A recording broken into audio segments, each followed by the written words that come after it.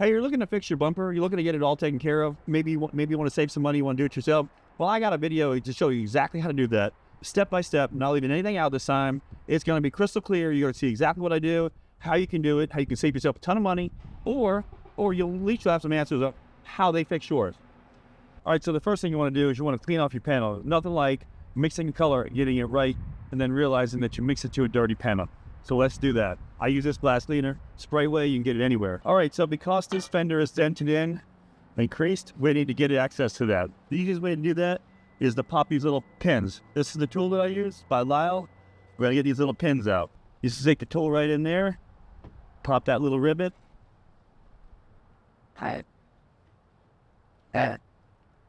Pull it out, and then the whole plastic clip comes out. And that's what they look like. All right, let's do the rest of them. All right, now after you get access to that, you want to kind of peel open this fender liner so you can get access to that stuff. Then what you're gonna do is you're gonna stick this in, and you want to put this tip right here along this line. You want to start on the outside edges and work your way in. You don't want to start in the middle. You want to start from the edges, keep going like that. And then if you look at it, you can see where you're sort of peeling it out. All right? Then you just keep pushing it. Hey. Now we get a lot of that out. We're going to tap this down up here. And what that does is it pushes this out as you tap down that little edge there, and that gets a little bit closer. Now this is almost perfect right now. It's already real close. Now what you don't want is you don't want a high spot.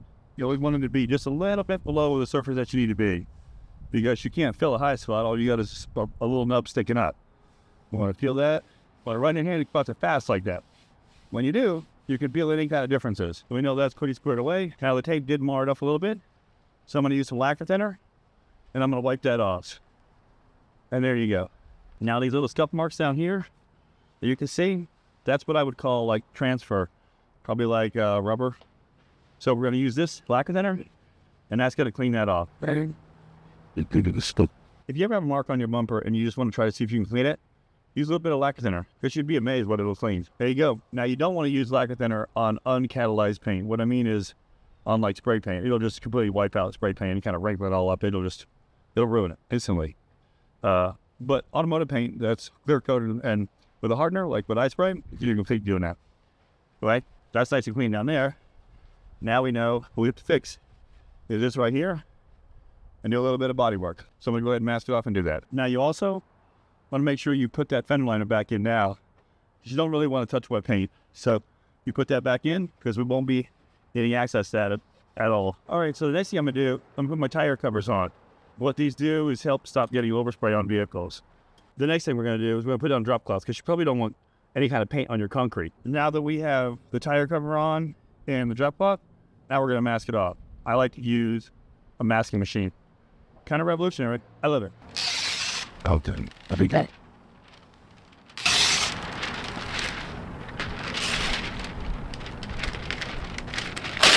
So the great thing I think about a masking machine is you can use all different types of paper and all different types of film. So if you wanted to use film that kind of opens up to like a 78-inch piece, you can do that. You always want to have a lot of paper out here though, so you can kind of move this up and down to get it in the line just where you want. Now, to help ensure this doesn't just blow loose, I like to shove it in right there.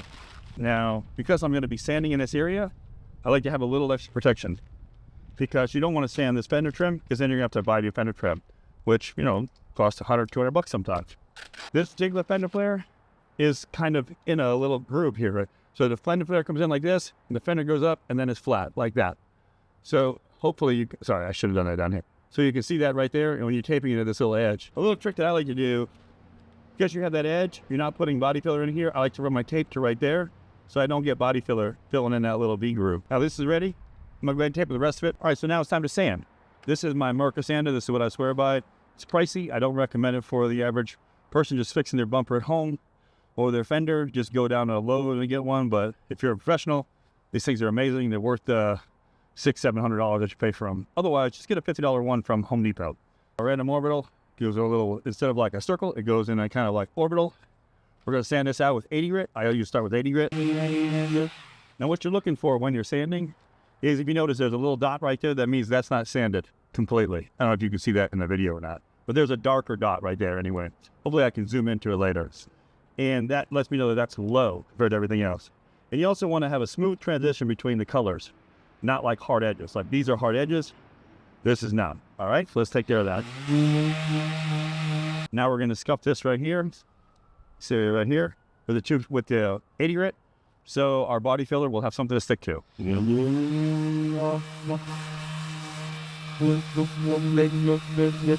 So now we're ready for our body filler. Let's go mix that up.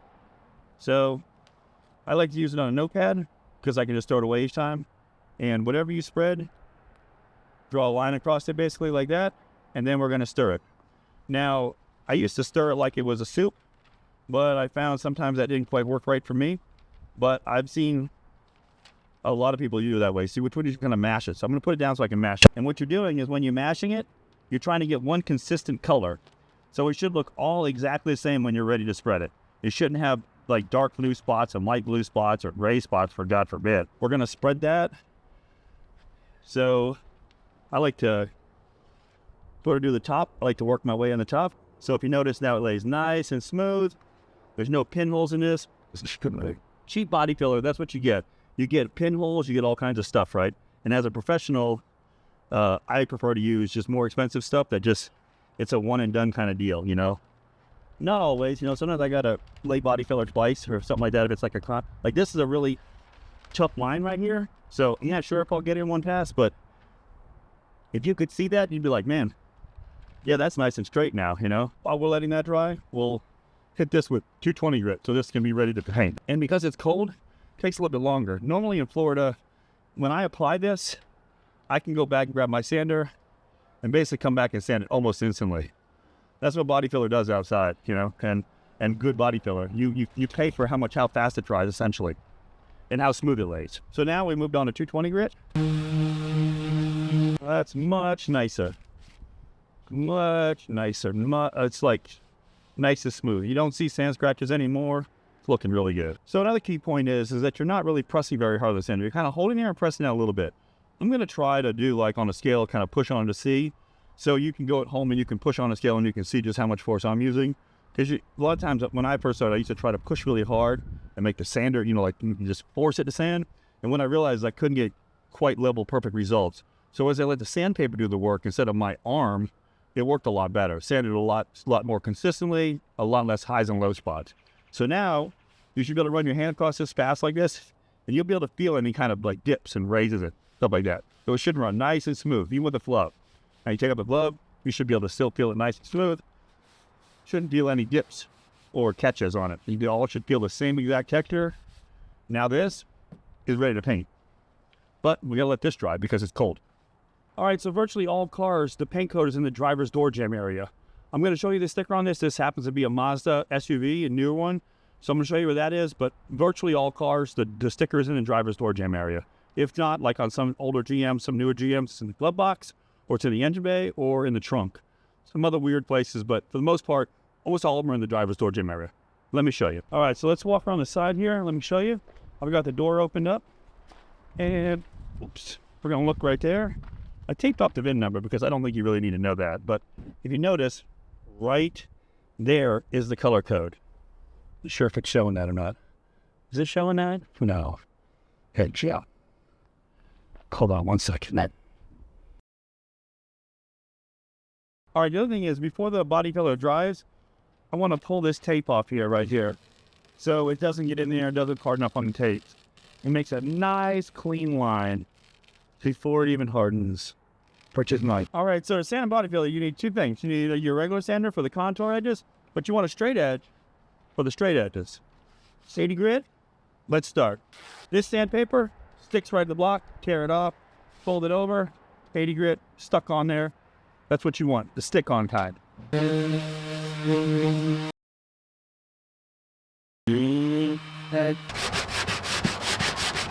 Just like before, as you sand, you see the parts that are unsanded. That means those are low parts. It means we got to sand down. All right, after sanding it, I noticed that it's still got a little bit of low spots, so we're going to put one more coat of sand body filler on there and sand it all again. All right, so now that I've scuffed the entire fender, with this Redbird's gut pad, I have wiped it off with a tack cloth. And now it's ready to prime. Always wear a mask and always use a spray out card. Spray out cards allow you to spray and make sure your spray pattern is correct. Let's put my mask on, I'll show you a spray out card, and then we'll primer this. See, now it looks right.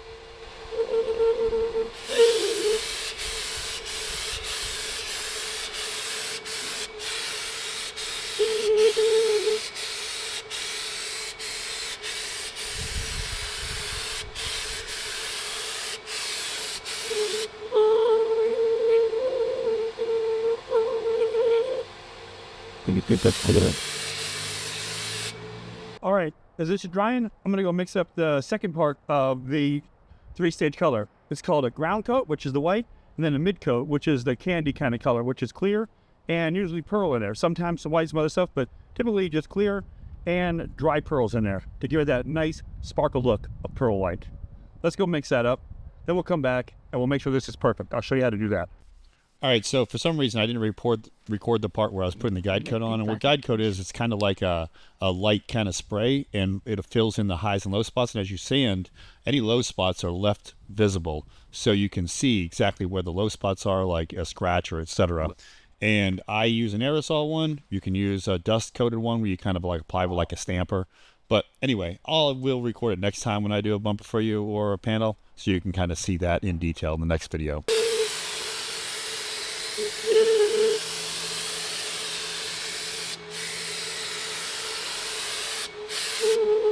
All right, so now I can tell just by looking at it that it's pretty much perfectly straight.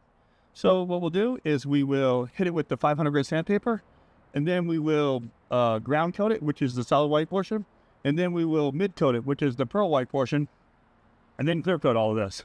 So before I prep clean it, I'm going to dust this off just so I don't get any kind of dust in here. I've already blown it off, which you didn't see in the videos, but I've already blown it off with the hose to kind of get rid of all the dust off the paper and all that stuff. So now that we've prep cleaned it, now that we've dusted, you see that little dust there? That was what was on here. So now we're working with a cleaner surface. So now we have less likely to have dust on when we prep clean it. Let's do that. All right, so as a home hobbyist, you're probably gonna wanna just buy some wipes, some prep cleaner wipes or D-wipes. Developers make some wipes that are really, really good. They're basically isopropyl alcohol, I think. But I use what's called a prep cleaner or a wax and grease remover, whatever, depending on what brand it is. I've always just called it prep cleaner because that's what it used to be called. So you just spray it on this pump spray, which sprays it nicely. So I get nice even coverage, basically like I'm going to clear coat it. Then I'll also see if there's any problem, because if you have any like solvent pop or something like that in this, then I know that there's kind of oils that I really need to take care of. But with this laid on nice and glass smooth, just like clear coat would, then I know that all I have to do is kind of wipe it off essentially. And you want to wipe it off because this would probably not be good to be soaking wet or leave a lot of residue on here because you clear coat. And you want to clear coat, you want to clean all the area. Okay, now that I've got the bumper completely ready, it's finally time to paint. I've already mixed up the color. Let's go get the gun. Let's put our mask on. Let's shoot the ground coat, and then the pearl, and then the clear coat. You're gonna like that. Now, just like every other step, I'm gonna do a spray out card. I'm gonna spray the ground coat, and then I'm gonna spray the mid coat. So then I can match it to the color and make sure it looks right. Because you don't want to spray it and then realize it doesn't work. Spray it on here, it's a lot easier to check. A lot easier to change.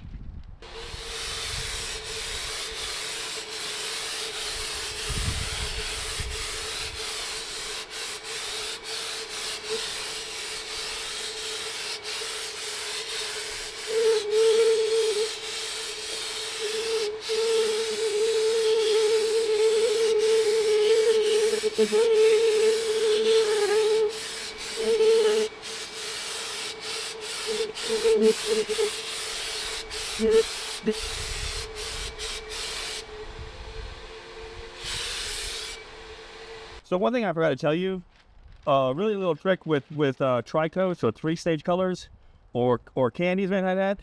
You always want to match this to the base color. Usually in the shade, that's a good representation. But whenever you're sanding, there's going to be a spot that sands through the purring, and it just leaves the base color, this solid white. Then you can match that, and that's the easy way to match pearl white. Little trick that my buddy, who, he was the only one who could paint these Escalades around here. He's the only one that can match that WA800J, that first pearl white color that came out in the 90s, I think it was, whatever whatever it was. No, 2000s, because I've been in business for 24 years. It's 25. So, yeah, so 2001. So around early 2000s when the pearl white came out for the Escalades. And so that's what you do. You match this to that. If you have an issue with a color, sand through the pearl to get to the base, the ground coat color, the solid white. Match that, and then it's a lot easier to get your color right. That's the tip of the day.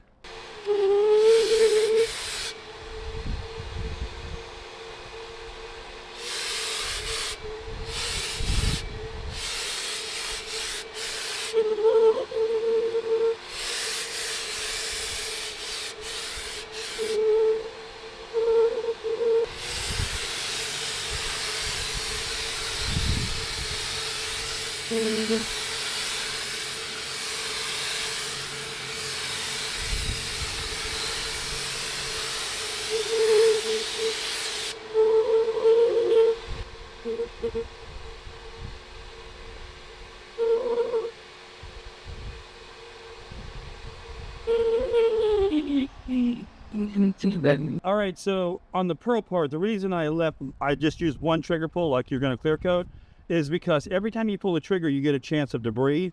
So you don't want to get splatter in your stuff. So one trigger pull, that way, if there's any kind of debris, it'll usually happen right away, and then you can just kind of stop.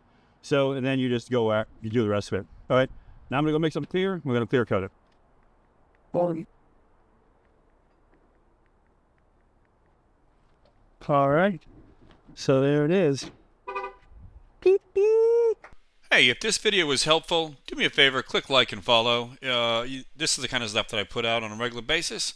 Hopefully this helped you get confident to do yours. SOB Garage, give us a follow. Have a great day.